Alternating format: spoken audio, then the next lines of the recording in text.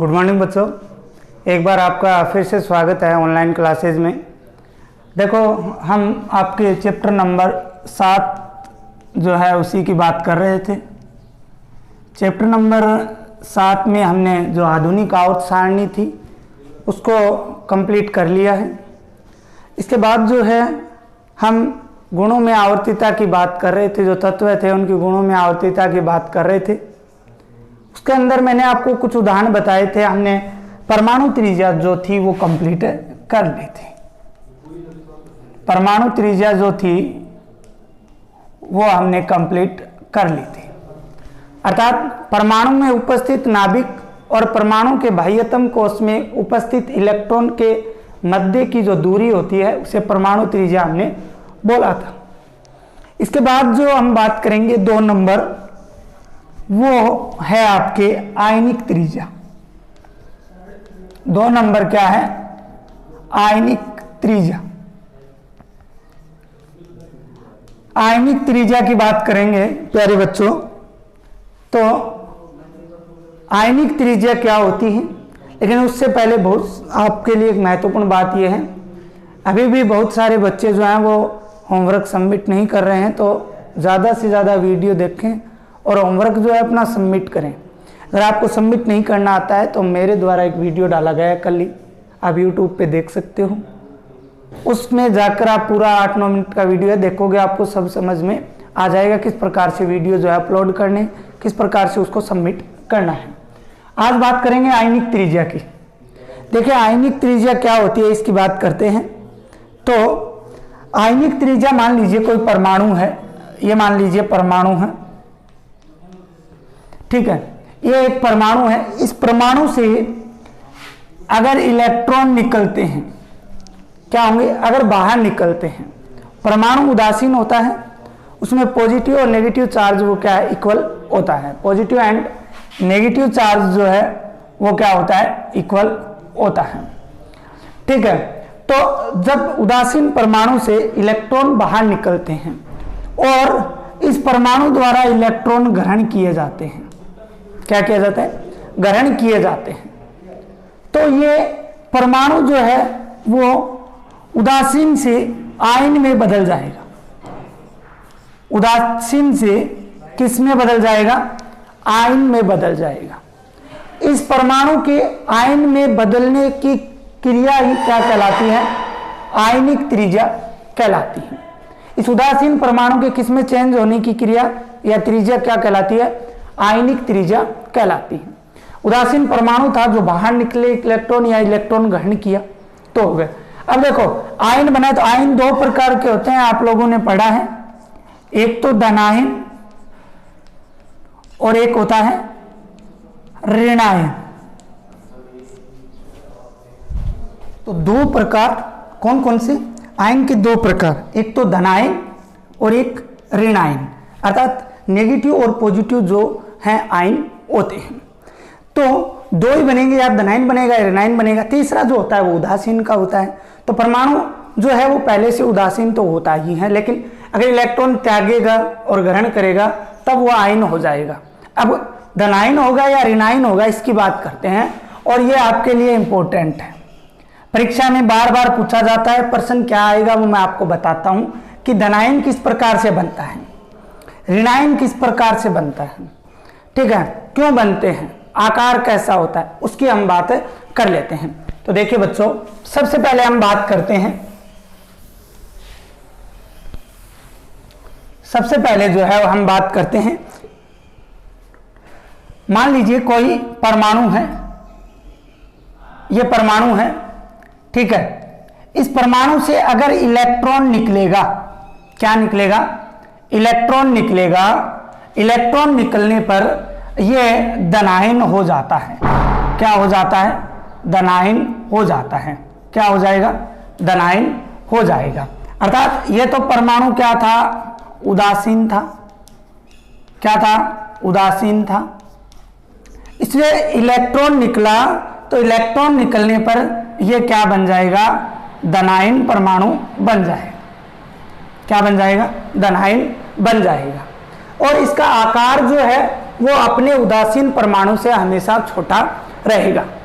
छोटा क्यों रहेगा, बात करते हैं कि आकार इसका देखिए मैंने बड़ा है दिखाया और इसका छोटा, ऐसा क्यों होता है कि बड़ा और ये तो बड़ा था ये छोटा हो गया। देखो होता क्या है, ये परमाणु जो था इसके बाह्यतम कोश में मान लीजिए इलेक्ट्रॉन था, बाह्यतम कोश में इलेक्ट्रॉन था और वो इलेक्ट्रॉन बाहर निकल गया। एक इलेक्ट्रॉन था, मान लीजिए 2 थे या 3 थे, वो बाहर निकल गया। बाहर निकलने पर ये जो कक्ष था ये तो खाली हो गया।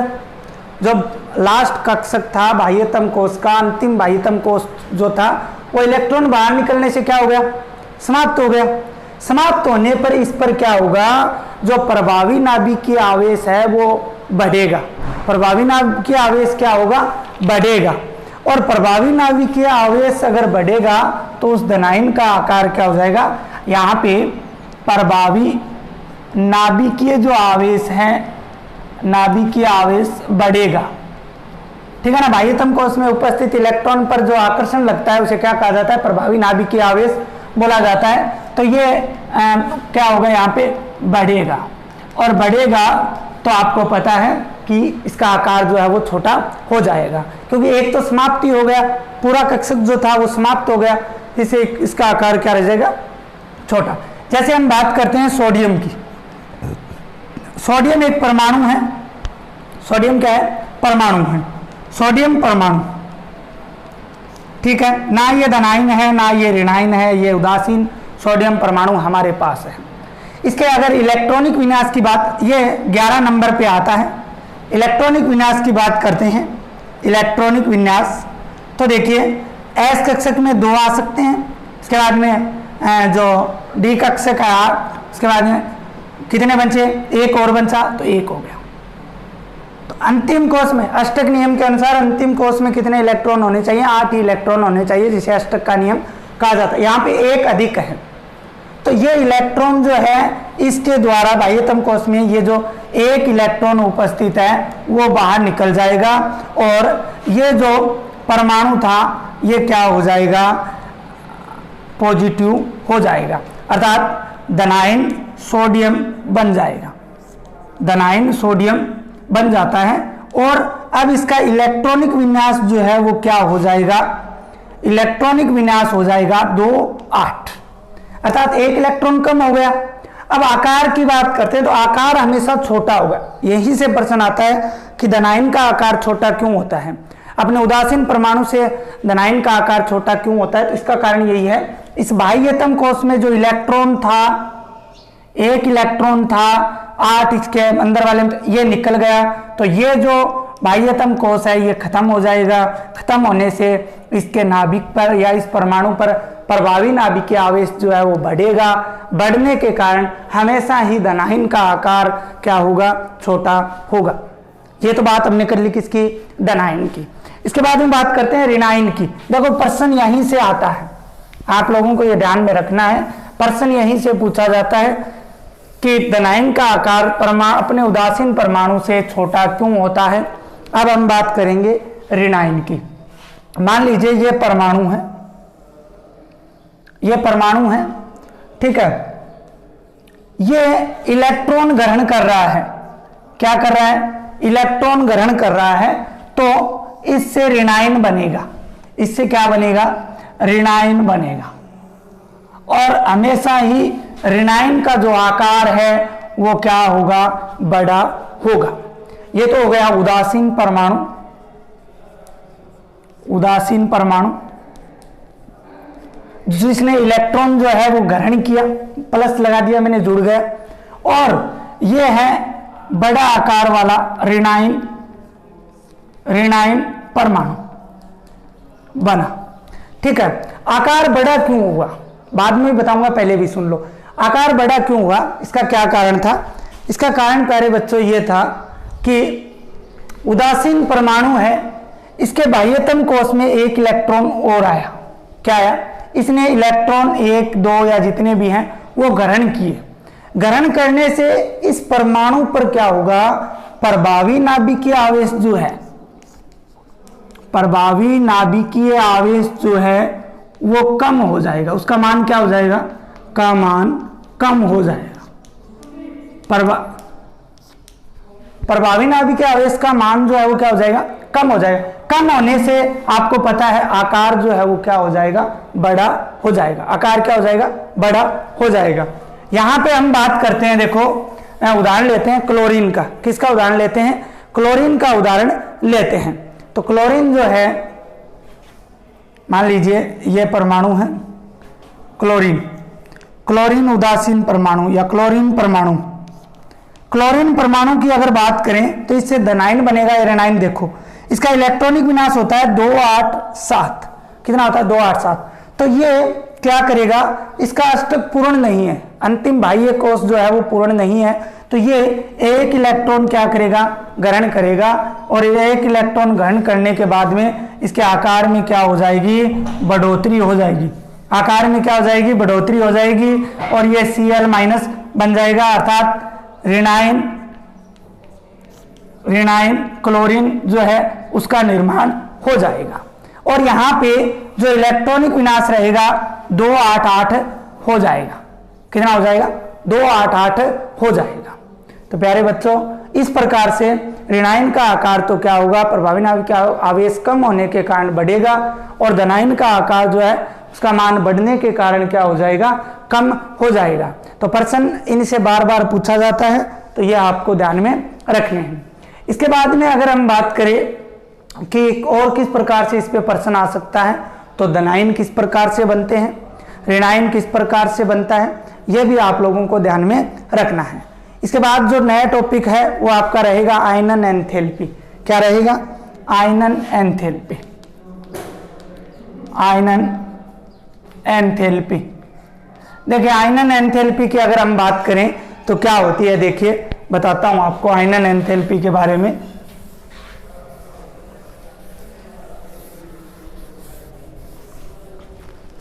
आयनन एंथैल्पी, फिर से लिख देता हूं, आयनन एंथैल्पी।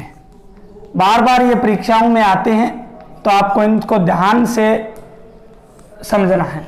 आयनन एंथैल्पी की अगर हम बात करें तो मान लीजिए गैसीय अवस्था में कोई भी तत्व है, क्या है, गैसीय अवस्था में क्या है, कोई तत्व है, और उस तत्व का उदासीन परमाणु जो है से अगर हम एक इलेक्ट्रॉन, मान लीजिए कोई तत्व है उसका परमाणु ये है, ठीक है, और ये गैसीय अवस्था में है। कौन सी अवस्था में है, गैसीय अवस्था में ये है, परमाणु गैसीय अवस्था में है। इससे एक इलेक्ट्रॉन हम अलग करना चाहते हैं, इससे एक इलेक्ट्रॉन हम क्या करना चाहते हैं, अलग करना चाहते हैं। और इस एक इलेक्ट्रॉन को अलग करने के लिए जितनी ऊर्जा की आवश्यकता होती है, या जो ऊर्जा होती है, इसके लिए जो ऊर्जा होती है इस इलेक्ट्रॉन को अलग करने के लिए, उसे क्या कहा जाता है, आयनन एंथैल्पी कहा जाता है। क्या कहा जाता है, आयनन एंथैल्पी, या फिर इसको आयनन विभव कहा जाता है, या क्या कहा जाता है, आयनन विभव कहा जाता है। गैसीय अवस्था में कोई भी उदासीन परमाणु से एक इलेक्ट्रॉन अलग करने के लिए जिस ऊर्जा की आवश्यकता होती है, या जो ऊर्जा काम आती है, उसे आयनन एंथैल्पी या आयनन विभव कहा जाता है। इसे अगर हम बात करें तो इसे किलो कैलोरी